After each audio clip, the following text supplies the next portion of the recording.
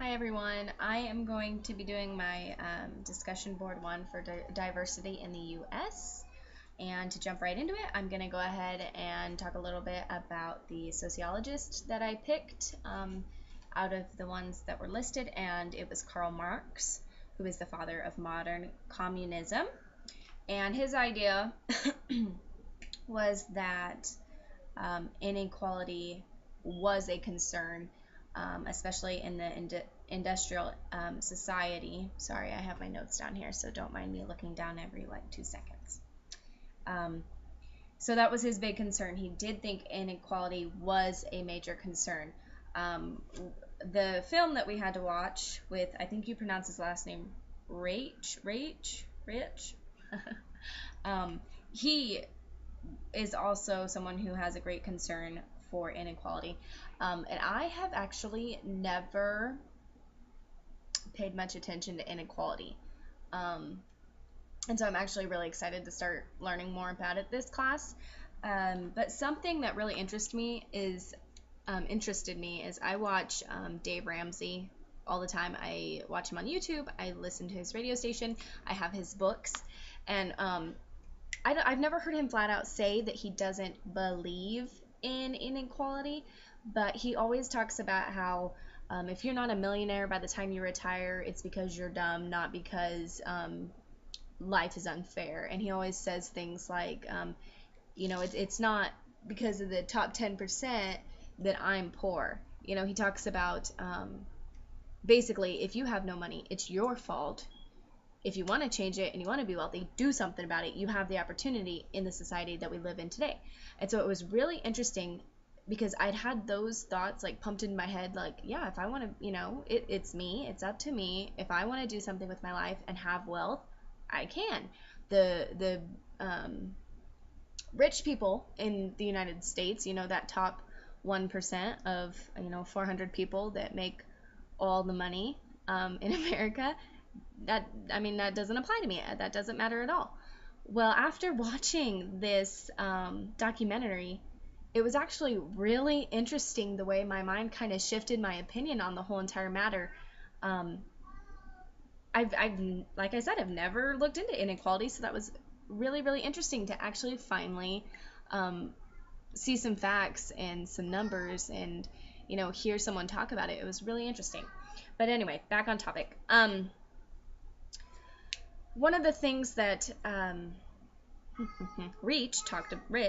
going to call him Rich because I'm not sure how to pronounce his last name. Rich talked about was in the 1970s when our, middle class, he's talking about middle class pretty much the whole entire documentary, but he says that the middle class pay scale is staying the same. It's not going up. It's, we're not getting paid less, but we're not getting paid more.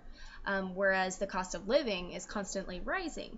And so here we are trying to find ways to fill in the gap to keep up our standard of living.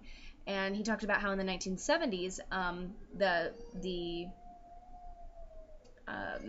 way that people were figuring out how to, still make it work was sending women to work. Young mothers were going out in the workforce, and at that time there weren't a lot of jobs for young women. I mean, it was a mainly man um, thing to do was to go out to work, and the women stayed home back then. So as many women as they could were going out to help their husbands with more income so that they could keep living the way they were.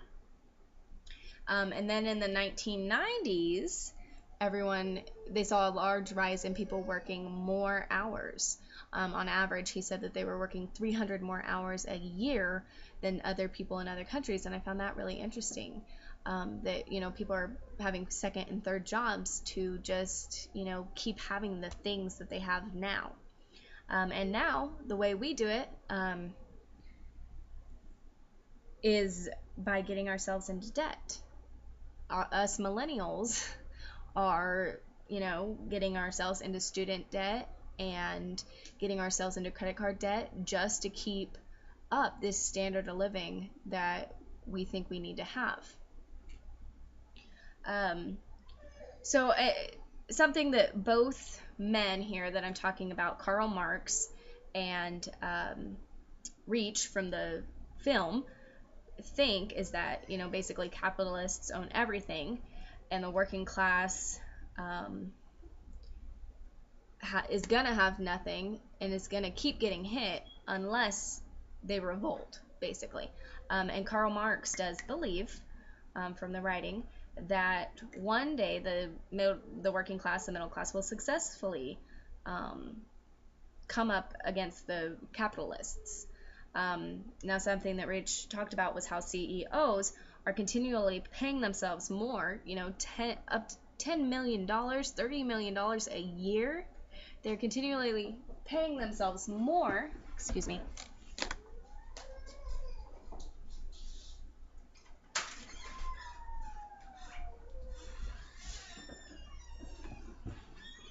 Sorry, I had to let my husband in the door.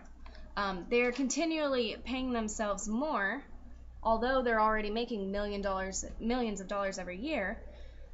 But at the same time, they're cutting wages and firing people in their companies, the working class. But they are always making more. So it does go to kind of show that the working class, I mean, it makes sense how we're just staying on this, you know, even scale of pay, never moving up, never moving down, whereas, you know, those top 400 people are constantly moving up.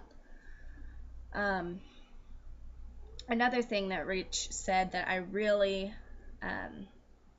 made me think and I liked was he said that big companies are not designed to make good jobs. They are designed to make money. He said that big companies are producing more jobs overseas than they are in the U.S., but here we are thinking that these big companies are doing so much for us. They're employing us. They're giving us benefits. You know, they're doing things for us. But the truth of the matter is that they're not doing a whole lot for us.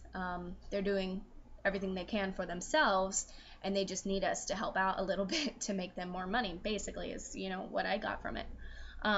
But to sum it all up, basically Marx and Rach, their ideas are in line with one another perfectly. I mean, they're both against inequality. They both think it's a major concern, and they both have serious ideas on how to beat inequality or make it better. And it's just about getting, you know, the right people to follow through with what should be done. I'm sorry, I keep getting distracted. But anyway, that's pretty much it that I thought I should go over. But if anybody wants to leave me a video response, I will happily respond. And I wish you all good luck. Thanks.